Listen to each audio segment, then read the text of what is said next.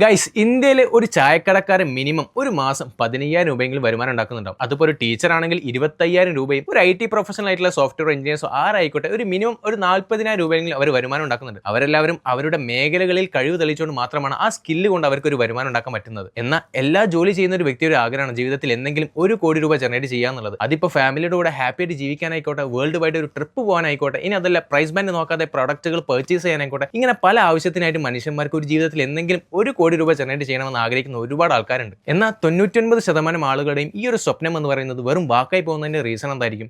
നമ്മുടെ സാലറി ഒക്കെ കിട്ടിക്കഴിഞ്ഞ് നമുക്ക് മിച്ചം വെച്ച് കഴിഞ്ഞ് നമുക്കൊരു സേവ് ചെയ്ത് 1 കോടിയൊക്കെ ജനറേറ്റ് ചെയ്യാന്ന് പറയുന്നത് നടക്കുന്ന കാര്യം തന്നെയാണോ? വെയിറ്റ്, എന്നാൽ അതേ സമയത്ത് മറ്റൊരു വിഭാഗം ആളുകളുണ്ട്. അവർക്ക് സാലറി വന്നു കഴിഞ്ഞാൽ അവരെങ്ങനെ കൃത്യമായിട്ട് സേവ് ചെയ്തുകൊണ്ട് 1 കോടി രൂപ എന്ന് പറയുന്ന കോർപ്പസിലേക്ക് എത്തിക്കാം എന്ന് ചിന്തിക്കുന്ന ആളുകളാണ്. നിങ്ങളും ഇതുപോലെ ആലോചിക്കുന്ന ഒരു വ്യക്തിയാണെങ്കിൽ വീഡിയോ ലൈക്ക് ചെയ്യാൻ മറക്കണം. ഞാൻ വളരെ സിമ്പിളായിട്ട് പറഞ്ഞുതരാം. ഏതൊരു സാലറി വാങ്ങുന്ന ആളെ സംബന്ധിച്ചിടത്തോളം, അതായത് 20,000, 25,000, 40,000 ഏത് സാലറി ആയിക്കോട്ടെ, നിങ്ങളുടെ സാലറി അനുസരിച്ച് നിങ്ങൾക്ക് എങ്ങനെ 1 കോടി രൂപ ജനറേറ്റ് ചെയ്യാമെന്നുള്ളത് ഞാൻ വളരെ സിമ്പിളായിട്ട് പറഞ്ഞുതരാം. വീഡിയോ മുഴുവനായി കണ്ടതിന് ശേഷം നിങ്ങൾക്ക് എന്തെങ്കിലും സംശയം ഉണ്ടെങ്കിൽ താഴെ കമന്റായിട്ട് ചോദിച്ചാൽ മതി. ഞാൻ നിങ്ങളെ ഹെൽപ്പ് ചെയ്യുന്നതായിരിക്കും. അതിന് മുൻപ് ഈ ഒരു ചാനൽ സബ്സ്ക്രൈബ് ചെയ്ത് വെച്ചോ. ഇത് നമ്മുടെ റിയൽ ലൈഫിൽ ഒരു എക്സാമ്പിൾ ആയിട്ട് നിങ്ങൾക്ക് പറഞ്ഞുതരാം. ഇത് അനന്തു, വയസ്സ് 20 ആണ്. ജോലി ചെയ്യുന്നത് ഒരു ഫ്രീലാൻസ് വീഡിയോ എഡിറ്റർ ആയിട്ടാണ്. എല്ലാ മാസവും ഒരു കൺസിസ്റ്റന്റ് ആയിട്ട് ഒരു 15,000 രൂപയ്ക്ക് അനന്തുവിന് ജനറേറ്റ് ചെയ്യാൻ പറ്റുന്നുണ്ട്. ഇത് സെഫ്വാൻ, 25 വയസ്സാണ്. വിദ്യാഭ്യാസം പോലെ തന്നെ ഒരു IT കമ്പനിയിൽ സോഫ്റ്റ്വെയർ എഞ്ചിനീയർ ആയിട്ട് 25,000 രൂപയ്ക്ക് സാലറിയിൽ നിൽക്കുകയാണ്. ഇത് അരുൺ, വയസ്സ് 30,000 രൂപ സാലറി വാങ്ങിക്കൊണ്ട് ഒരു ഗവൺമെന്റ് അധ്യാപകനായിട്ട് വർക്ക് ചെയ്തുകൊണ്ടിരിക്കുകയാണ്. ഇവിടെ നോക്കിയാൽ കാണാൻ പറ്റും 3 പേരുടെ വയസ്സും വിദ്യാഭ്യാസവും വരുമാനവും വേറെ തന്നെയാണ്. എന്നാലോ ഈ 3 പേർക്കും എത്രയും പെട്ടെന്ന് 1 കോടി രൂപ ജനറേറ്റ് ചെയ്യണമെന്ന് അതിയായ ആഗ്രഹം തന്നെയുണ്ട്. അങ്ങനെയാണെങ്കിൽ അനന്തുവിന് അവന് വരുന്ന 15,000 രൂപ മൊത്തം മാറ്റി വെച്ച് കഴിഞ്ഞാലും അടുത്ത 55 വർഷം എടുക്കും 1 കോടി രൂപ എത്തിക്കാൻ. അതിപ്പോൾ സെഫ്വാന്റെ ഭാഗത്തേക്ക് വരുന്ന സമയത്ത് 33 വർഷവും അരുണിന്റെ ഭാഗത്തേക്ക് വരുന്ന സമയത്ത് 27 വർഷവും ആയിട്ടുണ്ടാവും. എന്നാൽ നമുക്ക് ജീവിക്കാൻ തന്നെ ഫുഡ്, ഷെൽട്ടർ, അങ്ങനെ ഒരുപാട് മറ്റു കാര്യങ്ങളുടെ ആവശ്യങ്ങളുണ്ട്.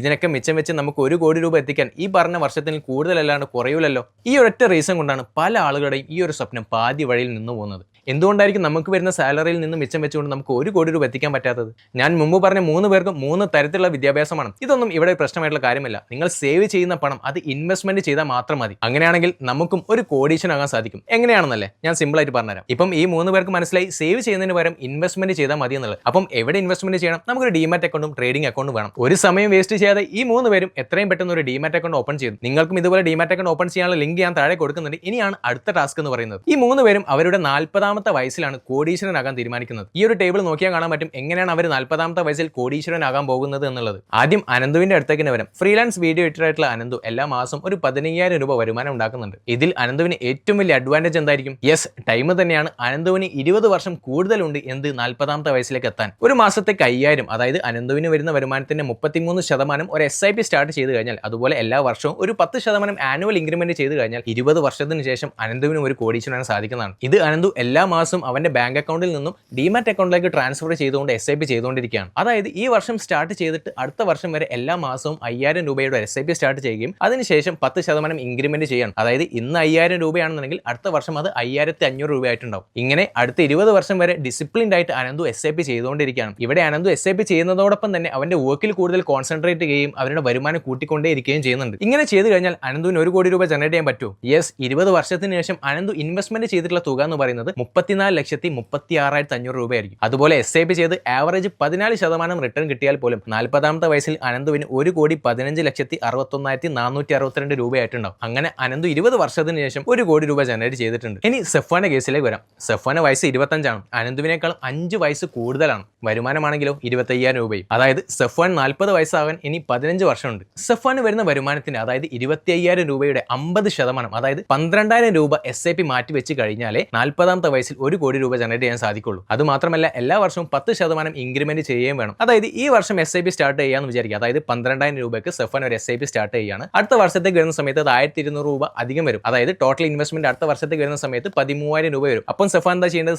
സെഫ്വാന്റെ വരുമാനം കൂട്ടണം. സെഫ്വാന്റെ സ്കില്ല് കൊണ്ട് കൂടുതൽ വരുമാനം ഉണ്ടാക്കുന്ന മറ്റു മാർഗ്ഗങ്ങൾ കണ്ടെത്തേണ്ടതുണ്ട്. അങ്ങനെയാണെന്നുണ്ടെങ്കിൽ സെഫ്വാൻ 40ാമത്തെ വയസ്സിൽ 1 കോടീശ്വരനാകാൻ പറ്റുന്നതായിരിക്കും. അതായത് സെഫ്വാൻ അടുത്ത 15 വർഷത്തിന് ശേഷം ഇൻവെസ്റ്റ്മെന്റ് ചെയ്തിട്ടുള്ള ആകെ തുക എന്ന് പറയുന്നത് 45,75,237 രൂപയാണ്. ഇവിടെ നോക്കിയാൽ കാണാൻ പറ്റും അനന്തുവിനേക്കാളും 5 വർഷം കൂടുതൽ മാത്രമാണ് സെഫ്വാന് വയസ്സ് വന്നിട്ടുള്ളത്. എന്നിട്ട് പോലും സെഫ്വാൻ ഇൻവെസ്റ്റ്മെന്റ് ചെയ്തിട്ടുള്ളത് 11 ലക്ഷത്തിന് കൂടുതൽ രൂപ എക്സ്ട്രയാണ്. അങ്ങനെ 15 വർഷത്തിന് ശേഷം, അതായത് സെഫ്വാൻ 40ാമത്തെ വയസ്സിൽ ആകെ തുക എന്ന് പറയുന്നത് 1,14,33,374 രൂപയാണ്. ഇത് അനന്തുവിനെ കോർപ്പസിനെ സംബന്ധിച്ചിടത്തോളം ഓൾമോസ്റ്റ് സെയിം തന്നെയാണ്. തന്നെയാണ് അല്ലേ? പക്ഷേ ഇവിടെ ഒരു ചെറിയ മാറ്റം വന്നത് സെഫ്1 അനന്തുവിനേക്കാളും കൂടുതൽ ഇൻവെസ്റ്റ്മെന്റ് ചെയ്തു എന്നുള്ളതാണ്. ഇനി അരുണിന്റെ കേസിലേക്ക് വരും. ഇത് നിങ്ങളെ വല്ലാതെ ഞെട്ടിക്കുന്ന ഒരു കാര്യമാണ്. അതിനൊക്കെ മുമ്പ് വീഡിയോ ഇഷ്ടമായി കഴിഞ്ഞാൽ ചാനൽ സബ്സ്ക്രൈബ് ചെയ്യാൻ മറക്കരുത്. നിങ്ങളുടെ സപ്പോർട്ടാണ് നമുക്ക് കൂടുതൽ വീഡിയോസ് ചെയ്യാനുള്ള പ്രചോദനമാവുന്നത്. അരുൺ ഒരു ഗവൺമെന്റ് ടീച്ചറായിട്ടാണ് വർക്ക് ചെയ്യുന്നത്. വയസ്സ് 30 ആണ്, അതുപോലെ വരുമാനവും 30 ആണ്. അതായത് അരുൺ 40 വയസ്സാകാൻ ഇനി വെറും 10 വർഷം മാത്രമേ ഉള്ളൂ. അങ്ങനെയാണെങ്കിൽ നിങ്ങൾ ഞെട്ടിക്കാൻ പോകുന്ന ഒരു കാര്യം എന്ന് പറയുന്നത് അരുൺ സമ്പാദിക്കുന്ന 30,000 രൂപയും മൊത്തമായിട്ടും SIP ചെയ്ത് കഴിഞ്ഞാലേ അടുത്ത 10 വർഷത്തിന് ശേഷം 1 കോടി രൂപ ജനറേറ്റ് ചെയ്യാൻ പറ്റും എന്നുള്ളതാണ്. അത് മാത്രമല്ല, ഞാൻ മുൻപ് പറഞ്ഞ പോലെ തന്നെ എല്ലാ വർഷവും 10% ഇൻക്രിമെന്റ് ചെയ്യണം എന്നുള്ളതാണ്. അതായത് ഈ വർഷം 30,000 രൂപയാണെങ്കിൽ അടുത്ത വർഷം 33,000 രൂപയായിട്ട് ഇൻക്രിമെന്റ് ചെയ്യണം. പക്ഷേ അരുണിനെ സംബന്ധിച്ചിടത്തോളം നമുക്കറിയാം, ഒരു ജോലി ചെയ്യുന്ന ഒരാളെ സംബന്ധിച്ചിടത്തോളം കുടുംബമുണ്ടാവും, വീടുണ്ടാവും, മറ്റു പല കാര്യങ്ങൾ ചെയ്യുന്നുണ്ടാവും. പക്ഷേ എങ്ങനെയാണ് ഈ 1 കോടി രൂപ ജനറേറ്റ് ചെയ്യാന്ന് പറയുന്നത്? ഇവിടെയാണ് നമ്മളെപ്പോലത്തെ പല ആളുകളും ട്രാപ്പായി പോകുന്നത്. അതായത് നമ്മൾക്ക് വരുമാനം വരുന്ന ആദ്യ കാലഘട്ടങ്ങളിൽ തന്നെ നമ്മൾ ഒരുപാട് അടിച്ചു പൊളിച്ച് ജീവിച്ചതിന് ശേഷം നിങ്ങൾക്കൊരു 30-35 വയസ്സാകുമ്പോഴേക്കും ആലോചിക്കുന്നുണ്ടാവും, എനിക്കൊരു കോടീശ്വരൻ ആവണം, അല്ലെങ്കിൽ എനിക്കൊന്ന് സെറ്റിൽഡ് ആവണം എന്നുള്ളതൊക്കെ. ഇപ്പം ഈ 3 പേരുടെ കേസ് വെച്ച് നോക്കുന്ന സമയത്ത് നമുക്ക് മനസ്സിലായി, സമയം എന്ന് പറയുന്നത് വളരെ ഇമ്പോർട്ടൻ്റ് ആയിട്ടുള്ള കാര്യമാണ്. കൂടുതൽ വർക്ക് ചെയ്യേണ്ടി വരും, എക്സ്ട്രാ സോഴ്സ് ഓഫ് ഇൻകം കണ്ടുപിടിക്കേണ്ടി വരും, അങ്ങനെ ഒരുപാട് ഹസിലായിട്ടുള്ള കാര്യങ്ങളുണ്ടാവും. പക്ഷേ ഇതൊക്കെ നമ്മുടെ ജീവിതത്തിൽ ആദ്യമായിട്ട് ഒരു വരുമാനം വരുന്ന സമയത്ത് കൃത്യമായിട്ട് ബജറ്റിംഗ് ചെയ്ത് കഴിഞ്ഞാൽ നമുക്കൊരു 20-25 അല്ലെങ്കിൽ 30 വയസ്സാകുമ്പോഴേക്കും നമ്മൾ കൃത്യമായിട്ടുള്ള മണി മാനേജ്മെന്റിലൂടെ നമുക്ക് കൃത്യമായിട്ടുള്ള 1 കോടി എന്ന് പറയുന്ന കോർപ്പസിലേക്ക് എത്തിക്കാൻ പറ്റും എന്നുള്ളതാണ്. ഈ ഒരു മൈൻഡ് സെറ്റ് നമുക്ക് ഇല്ലാത്തടത്തോളം കാലം നമ്മളൊരു മിഡിൽ ക്ലാസ് ടൈപ്പിൽ നടന്നുകൊണ്ടിരിക്കും. ഈ ഒരു 3 എക്സാമ്പിൾ വെച്ച് നോക്കുന്ന സമയത്ത് തന്നെ നിങ്ങളുടെ പണം വളരാൻ, അതായത് കോമ്പൗണ്ട് ചെയ്യാൻ സമയം എത്രത്തോളം ഇമ്പോർട്ടൻ്റ് ആണ് നമുക്ക് മനസ്സിലായിട്ടുണ്ടാവും. ഇവിടെ ഏറ്റവും അഡ്വാൻറ്റേജ് ആയിട്ടുള്ള ആർക്കാണ്?